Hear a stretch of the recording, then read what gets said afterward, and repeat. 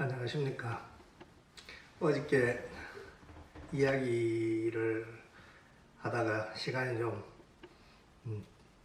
길어져서 급하게 마무리가 아니라 한 얘기 매듭을 짓지 못했습니다. 중국에서 전화가 온 그 선배님, 지금은 횟수가 한 만으로는 2년, 세월로는 3년이 돼서 지금은 형님 동생하고 잘 지내고 있습니다. 그때 제가 보낸 사진 중에 여요 한 점 제가 여러분에게 보여드리겠습니다. 카메라 앵글이 제 혼자 이 카메라로 촬영하다 보니까 앵글을 잡을 수가 없습니다.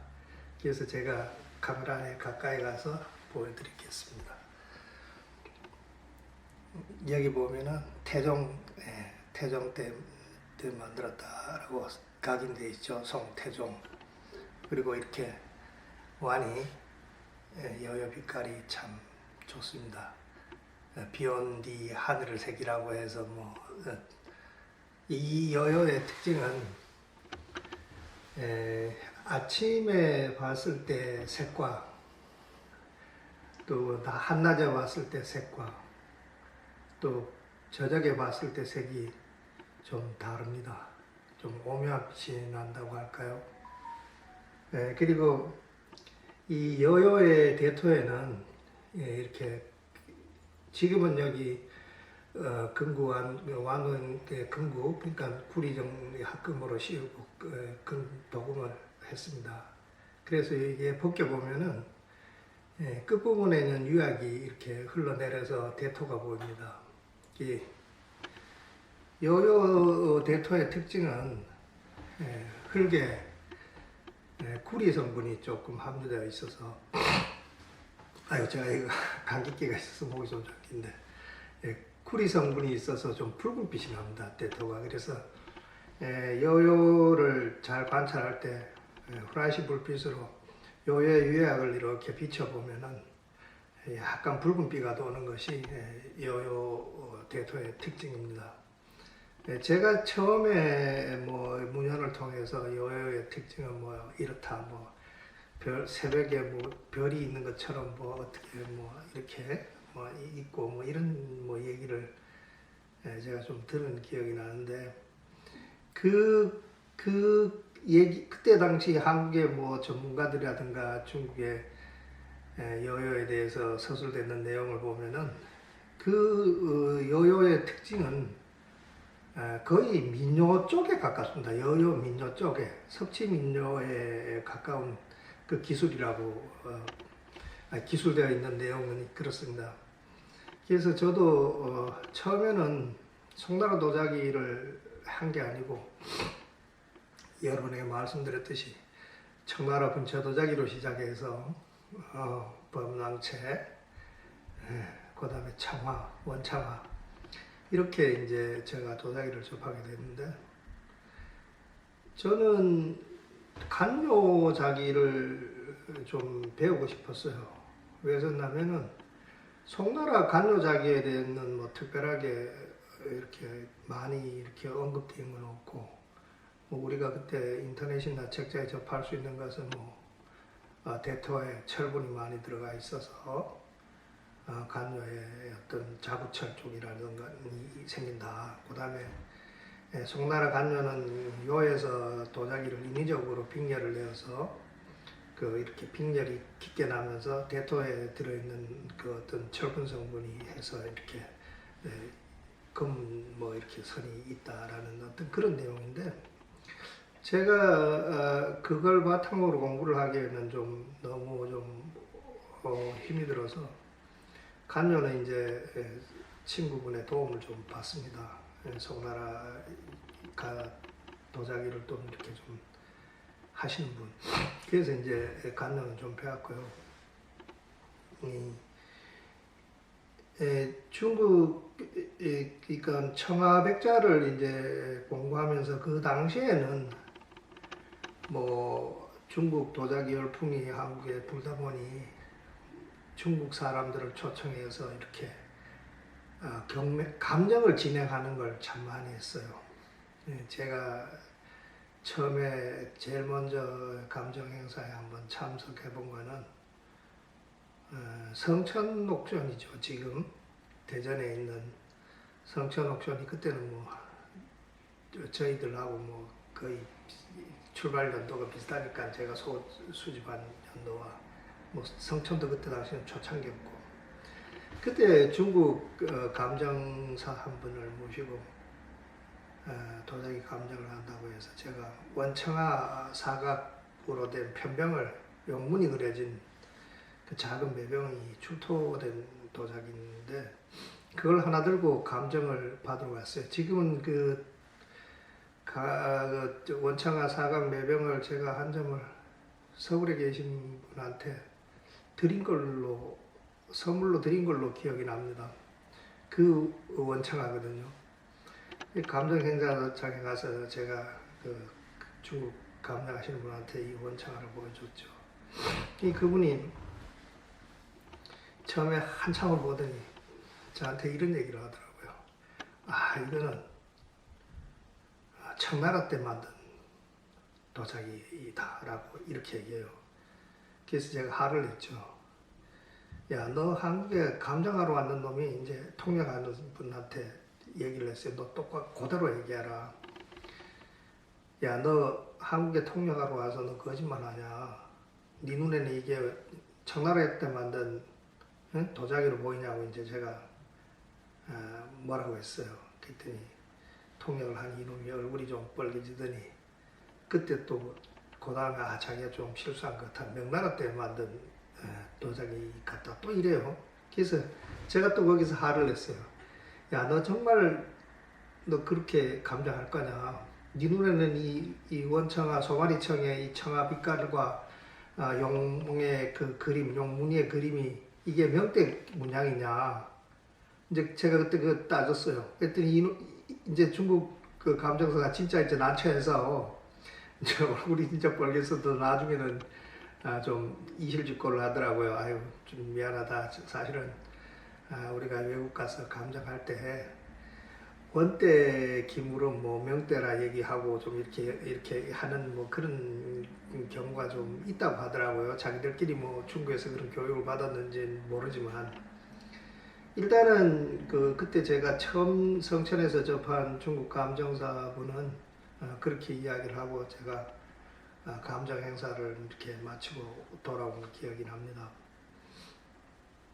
뭐 중국에 뭐 이렇게 그 당시 중국에 뭐 누구를 초청해서 뭐 행사를 한다 하면은 한국에 중국 도자기 하시는 분들이 많이 왔어요. 막 도자기도 막 진짜 막 어떤 분은 막 차에다 싣고 와서 막 이게 내게 진짜 아닌가 싶어서 막 보여주고 그렇게 해서 이제 뭐 대부분 감정 행사를 하면은 뭐 진품이라고 얘기하는 부분은 없습니다. 그리고 설사 뭐 한두 점 진품 나왔다 해서 자기들이 감정서를 뭐 이렇게 써준다고 해도 그때는 몰랐지만 지금 세월이 지나서 이제 좀 이렇게 알아진 거 보니 다 의미가 없는 거죠.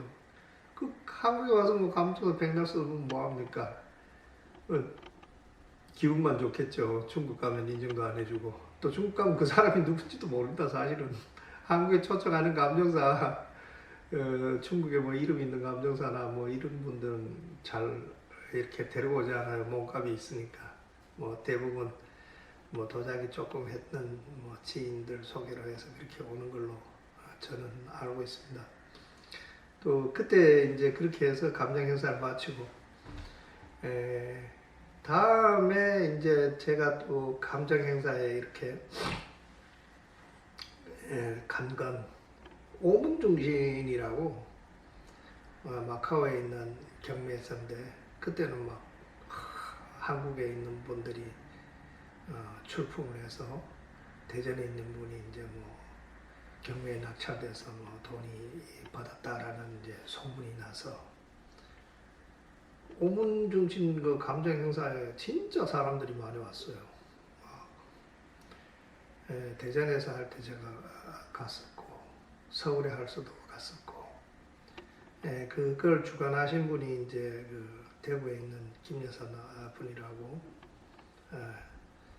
예, 그분도 처음에 이제 중국 도자기를 시작해서 마카오에 가서 이제 출품했다가 여러 가지 뭐 이런 사정이 있습니다. 그 당시에는 뭐 중국 도자기를 갖고 본의 아니게 이제 일이 안 되는 경우가 많다 보니까 사람들이 사기다 뭐 이렇게 이야기를 하는데, 저도 뭐 쉽게 얘기하면 다 사기라고 얘기하죠. 근데 그 당시에는 그분들이 최선은 다했지만 그런 어떤 중국을 우리가 알지 못하고 중국 사람들의 어떤 그런 습관, 패턴, 뭐 생각 이런 걸 알지 못했기 때문에 중국 사람들한테 거의 뭐 이렇게 끌려다녔다고 해야 되나요?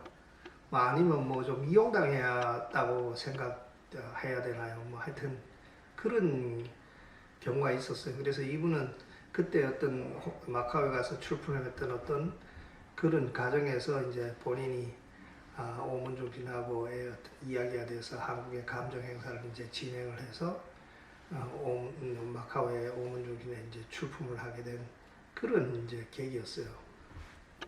저도 이제 대전에서 그 김 사장이죠. 이름을 밝히면은 지금도 도자기 하시나 모르겠어요. 김현이라는 분이. 저하고는 뭐 악연이 많이 있습니다. 뭐 지나고 나면 다 뭐 웃을 수 있는 일이지만 그때 당시는 하여튼 뭐 그분하고 저하고 견해가 틀려서 뭐 다 이게 논쟁이 있는 거는 다 자기와 다른 사람들의 어떤 견해 차이거든요. 그래서 그분 사무실에서 감정 행사를 이제 해서 저도 세 점을 출품하게 됩니다. 한 점당 출품할 때 그때 비쌌어요. 200만 원. 와, 지금 생각하면 그거 내가 어떻게 뭐 했나 이런 생각이 드는데, 세 점을 출품하게 됐고, 뭐 한국 사람들이 한 열 몇 명 정도 되나요? 그렇게 해서 하여튼 출품을 많이 했어요. 그래서 그 오문중신 행사가 아주 그 당시에는 성황리에 뭐 이렇게 진행됐다고 해야 될까요? 결국 그렇게 해서 감정을 해서 저도 뭐 마카오에 경매하는 당일날까지 가게 된 그런 일이 이어집니다. 오늘은 뭐 마카오의 경매에 갖는 얘기까지는 다 할 수 없고, 제가 아까 보여드렸던 그 여요에 대해서 이어서 얘기하자면, 그때 제가 배운 여요는 한국에 들어온 이제 여요, 그 당시는 뭐 저뿐만이 아니고 뭐 도자기를 하시는 분들이 여요가 보통 어떤 게 진짜가 여요일까, 어떤 게 뭐 문헌에는 이렇게 여요를 하는데 어떤 도자기가 여요 진품인지를 뭐 알지 못한 상태였죠. 저도 뭐 몰랐고, 또 뭐 대전 뭐 그 당시로 뭐 부산, 대전 여러 군데서 중국 도자기를 하시는 분들도 이게 여요라는 명확한 개념을 정하지 못했어요. 그냥 막연히 이게 여요겠지. 이게 문헌에 나오니까 이게 여요라고 하니까 내가 이 도자기를 좀 구해야지. 이렇게 해서 이제 그 사람들이 여요를 많이 수집했고, 저도 그 당시에 수집했던 여요는 사실 지금 한 점도 없습니다. 제가 여요를 깊게 알고 난 이후에 보니 그 여요는 석치 정도, 뭐 미녀 쪼가리 정도에 불과한 그런 여요라서 지금 제가 소장하지 않고 다 이렇게 처분했습니다. 그러면 제가 지금 갖고 있는 이 여요는 당신 도대체 어떻게 그럼 이걸 여요라고 단정 짓느냐, 이렇게 저한테 물어보신다면, 제가 중국에서 도자기를 찾아서 헤맬 때 그 중국 가게에 그 여요라고 된 이렇게 향로가 있어요. 산발이 향로인데 이게 좀 커요. 한 3cm 정도 되는 그 향로에 그 글자가 각인되어 있는데 여요에 대한 내용이에요. 자, 여요는 빅열문이 있다. 이렇게 한문으로 각인됐고, 여여에는 밑에 세점 받침이 있다. 또 여여의 어떤 특징은 이렇다. 크기는 뭐 어느 정도고 뭐 이렇게 기록이 되어 있는 여여가 있습니다. 그것도 지금 제가 소장하고 있는데 저는 이제 그거를 바탕으로 이제 여여가 이렇게 기록이 되어 있구나 도자기에. 근데 의외로 그 당시의 기록은 도자기의 기록을 많이 남겼어요. 송희종 황제는 뭐 거의 뭐 물론 그 당시의 종이나 뭐 어떤 거기에도 문헌으로 기록을 남겼지만 송희종 황제는 워낙 뭐 예술을 좋아하는 황제였기 때문에 황제 일을 본 게 아니고 그는 그 여에 보면 채자 간지가 나와 있어요. 그분하고 뭐 사돈 관계인지는 모르지만 그분이 정사를 다 받고 자기는 거의 뭐 예술 활동만 했다고 봐야죠. 그 황제가 도자기에 각인을 많이 했습니다. 자기의 어떤 시라든가 자기의 어떤 이야기라든가 뭐 있었던 일이라든가 아니면 아까처럼 뭐 여여는 이렇다든가 이런 것들을 기타 여러 가지를 이제 그 도자기에 각인을 해서 남겼고 제가 지금 갖고 있는 이 여여에도 보면은 경이 또 건농 황제가 또 이 각하는 걸 좋아해요. 그래서 자기가 또 이제 그 송나라 간요라든가 이렇게 여여라든가 이런 물건이 이제 황실 창고에 있으면은 자기가 거기에다 이제 자기가 기록을 많이 남겨요. 그러면서 건농 황제가 여여에 남긴 기록은 이런 내용이 좀 많아요. 여여가 이렇게 생겨서 이렇게 귀한 거니 후대에 너희들이 잘 간직해야 된다. 이런 내용도 좀 있고 하여튼 뭐 여러 가지 그 내용을 이렇게 도자기에 기록으로 남겼습니다. 자, 근데 기록으로 남긴 것도 남긴 거지만은 제가 이 도자기를 여여라고 단정 짓고 제가 수집을 하게 된 이유를 말씀드릴게요. 중국 그 대만 고궁박물관에 소장하고 있는 여여를 그때 당시는 우리가 지금 보는 루페 한 20배율 현미경으로 이 여여 사진을 찍고 또 깨어진 여여 대토를 찍고 이렇게 해서 공개를 했는 자료가 있었어요. 대만 고궁박물관에서 여여에. 제가 그 자료를 보고 이제 전부 다운받아서 이게 대만 고궁박물관에 있는 여여니 이거하고 똑같은 여여를 구하면 된다. 이제 이 생각이 들어서 제가 그거하고 똑같은 여여를 이제 중국에서 찾기 시작합니다. 뭐 어떤 곳에서 어느 곳에서 이제 이 여여가 한꺼번에 대량으로 나오게 된 계기가 있어요. 그래서 제가 그때 돈이 없어서 이 돈이 있는 대로 뭐 샀습니다. 제가 그래서 완, 뭐 필세, 목이 좀 많이 잠기는데 필세, 뭐 이런 것들로 해서 거의 한 60점 정도 제가 소장을 하게 됐어요. 지금도 갖고 있고. 그 당시에는 이게 뭐 그렇게 귀하지 않아서 제가 선물을 좀 하나씩 많이 줬어요. 그랬더니 이 사람들이 이게 여연줄 모르고 지금 물어보면 다 안 갖고 있다 하더라고요. 그래서 저도 지금 괜히 뭐 개수만 없어지고 물건이 없어져 버린 그런 경우가 돼 버렸는데 하여튼 그때 이제 그렇게 구했다가 소장했는 걸 중국에서 그 전화 왔을 때 여여 때문에 연락이 왔던 윤 회장님, 윤 박사님 하고 교류를 하게 된 거죠. 그때 이제 제가 그때 이제 사진을 찍어서 그냥 그거는 이제 보관만 하고 있고 꺼내진 않았는데 개별 포장을 하지 않고 제가 전부 이렇게 10개씩 20개씩 이렇게 싸서 이렇게 포장했는데 하나씩 꺼내서 이제 사진을 찍어서 그때 이제 그 윤 박사님한테 보내게 되죠. 그랬더니 이제 그분이 보고 진짜 한국의 여여를 갖고 있는 분이 진짜 있구나. 자기는 이 여여를 갖고 있는 분이 한국에도 있는지 궁금해서 수소문해서 찾고 있었는데 오늘 이제 여여에 대해서 아는 분을 만났다고 그런 얘기를 제가 들었어요. 그리고 개수로는 그분이 소장한 요요가 중국에서 많이 소장하고 계시더라고요. 그래서 제가 물어봤어요. 박사님이 소장하시는 중국에서 이렇게 수집하신 요요가 몇 점 정도 됩니까?